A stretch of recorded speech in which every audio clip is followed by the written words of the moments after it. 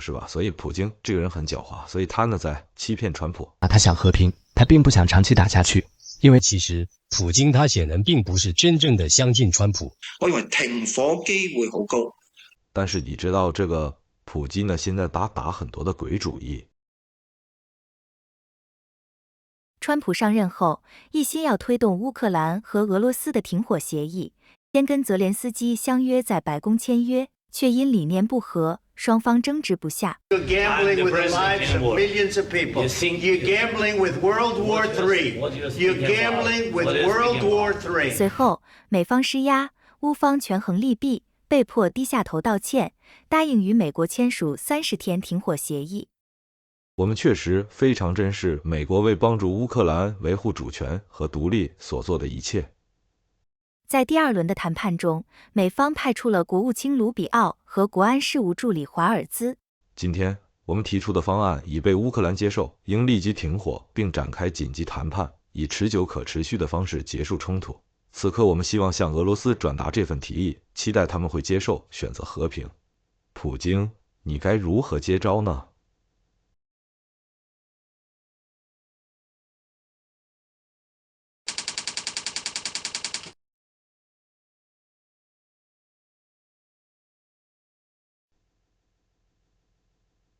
现在看起来是完全没有任何停下来的打算，不管他嘴上怎么讲他怎么做才是最重要的。然后呢，他说这个俄罗斯要把乌克兰人从俄罗斯的领土上赶出去。那当然，普京呢，他现在呢不太敢说，就是说我反对停火，是吧？所以普京这个人很狡猾，所以他呢在欺骗川普。停火协议目前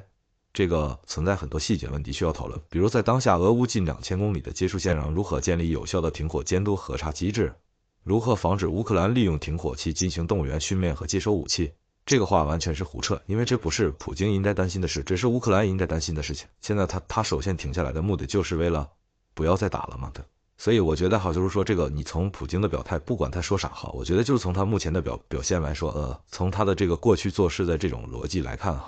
包括他对于领土、对于这个什么所谓大俄罗斯主义的这种情检来看的话呢，普京根本就不想停火。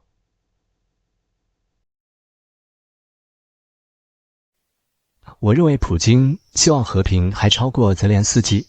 普京这仗一打就后悔，泽连斯基反而是他觉得把我打成这样，我能够不收复失地吗？泽连斯基的动力要强很多，继续往下打，普京的动力要小很多。如果俄罗斯不是马上接受的话，折腾之后也会接受。普京，我还是个看法他想和平，他并不想长期打下去，因为对他来说是深陷泥潭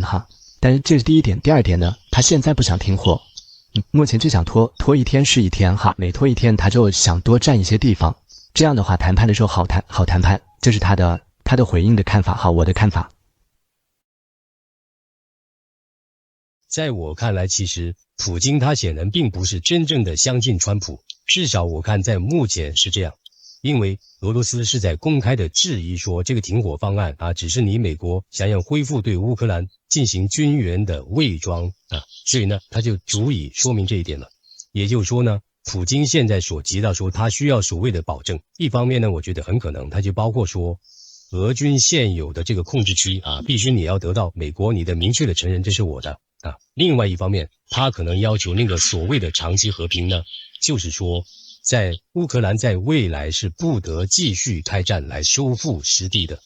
此外呢，可能还包括了说禁止乌克兰借停火期间来重整军力，或者是要限制西方的援助等等，可能是包括这些条款。因为呢，普京他会非常的担心说乌克兰重新获得美国援助之后，可能很快又会获得更多的欧洲的援助，那有可能乌克兰就会在借这个停火的窗口期之后，他一下子实力增强，是吧？他用逆转在战场上的攻守之势，也就是说普京他会提出一系列的条件来拖延这个停战方案的时间表。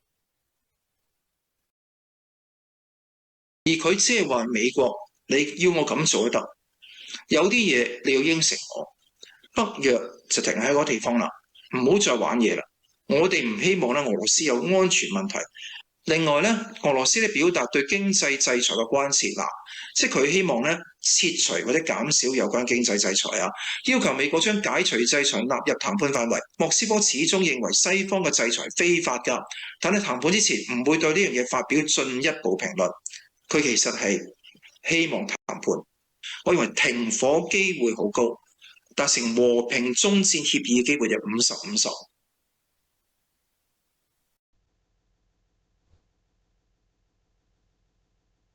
停火应该是无条件的停火，应该呢是乌克兰的士兵跟俄罗斯啊都各自回到自己的军营了啊，然后不动。但是你知道这个普京呢现在打很多的鬼主意，他提出各种各样的条件啊，然后呢把这个停火的定义啊去细化，一会儿又说那么晚们要追究这些残杀我们俄罗斯平民呢这些乌克兰士兵的责任。一会又说你们应该把这个枪炮交出来，这才叫停火。现在又说呢这个投降，是吧？但现在普京呢把整个停火的状态跟签署和平协议他需要的条件来挂钩，来这个捆绑，是吗？那么而不是说现在我们先停火，然后再从长计议。所以呢他现在把两样捆绑起来，就索性把和平协议这些什么底线条件要提前来提出，而且提前来实现他既想停火也想拖，就在拖的过程中想得到最多的东西，想得到最有利的这个好处所以的这个是一种讨价还价，一种谈判的这个技巧。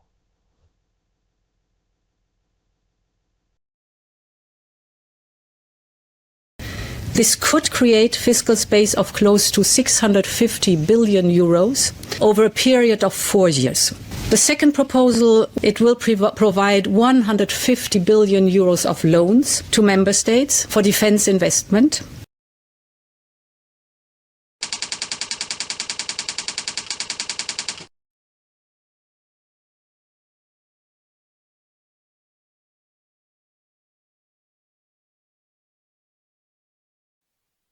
$8000億歐羅，邊個出？邊個出啊？係咪27個國家平均？定係有啲出多啲，有啲出少啲？平均係冇可能嘅。德國係最有錢，法國最有錢咁另外仲有荷蘭嗰啲咧，丹麥嗰啲，佢係咪照人口比例、國土面積嚟到計算？8000億你多啲，我少啲，所以你馮德萊恩呢位大阿姐出嚟講就容易。跟住點樣落實做？你呢班咁嘅精英都唔知道開幾多場會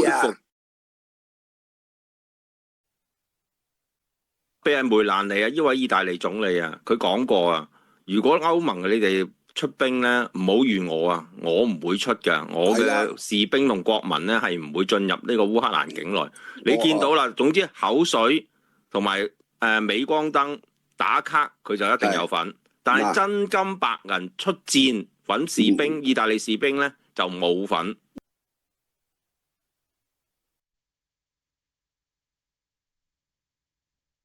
随着美国总统川普重返白宫，情况发生了变化美国踢开欧盟，独自和俄罗斯进行谈判，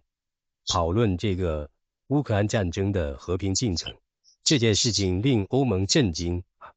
那么，而且美国毫无征兆地抛弃乌克兰，让欧盟开始警惕。最终在2月22、2月28号椭圆形办公室的那一幕，彻底地把欧盟从睡梦中惊醒让欧盟开始彻底地明白，川普治下的美国正在抛弃乌克兰以及欧洲。所以欧盟安全特别峰会就是欧洲觉醒的一个标志，也是欧洲走向战略自主的关键步骤。